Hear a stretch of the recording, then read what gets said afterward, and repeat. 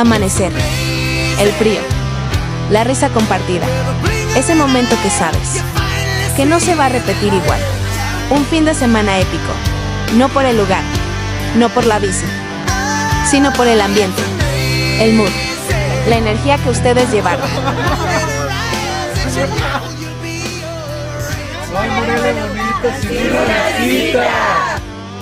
¿Perdón? No escuché. ¿Me lo repiten? No hay una bodega bonita sin una visita.